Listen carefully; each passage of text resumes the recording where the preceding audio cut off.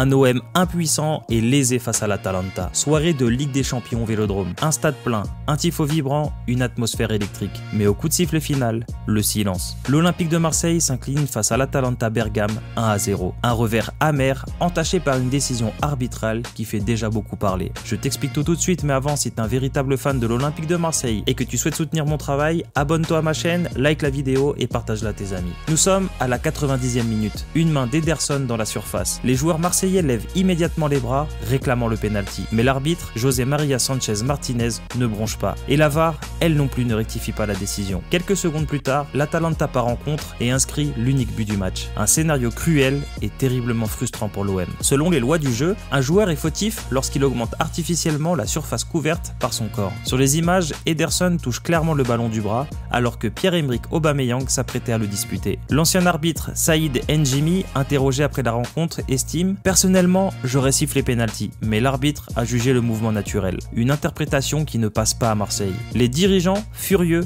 dénoncent un deux poids, deux mesures. Roberto De Zerbi, amer, ironise. Les règles ne sont pas les mêmes à Marseille qu'à Madrid. Une allusion directe à une précédente rencontre perdue contre le Real dans des circonstances similaires. Et ce n'est pas la seule polémique de la soirée. À la 62e minute, une frappe de Matt O'Reilly touche le bras d'un défenseur italien, phase jugée plus sujette à penalty que la dernière selon N'Jimi. De son côté, l'Atalanta s'est vu refuser un but de Lookman pour un hors-jeu très limite. Mais au final, ni la VAR ni l'arbitre central ne modifieront leur décision. Sur la pelouse, à la fin du match, Pablo Longoria et Mehdi Benatia laissent éclater leur colère. Des images fortes, symboles d'une frustration collective. Au-delà de la controverse, c'est aussi la performance du 11 marseillais qui interroge. Les hommes de Roberto De Zerbi ont manqué d'inspiration, de vitesse et de tranchant. Trop de passes en retrait, pas assez d'occasions franches. Pierre-Emile Højbjerg, censé dicter le tempo, symbolise ce manque de rythme. Et malgré la ferveur d'un vélodrome incandescent, l'OM n'a jamais réussi à emballer le match. On nous avait promis le De Zerbi Ball, on subit le De Zerbi sans balle. La formule reprise sur les réseaux résume bien la puissance ressentie par les supporters. Avec seulement 3 points après 4 journées, la situation devient critique. La qualification pour les huitièmes de finale s'éloigne et la pression monte. Pablo Longoria, accompagné de Mehdi Benatia et du nouveau directeur sportif adjoint Federico Balzaretti, a suivi la rencontre depuis les tribunes, témoin d'une soirée à oublier. Pour espérer encore, il faudra désormais des exploits et surtout retrouver du jeu. L'OM est dos au mur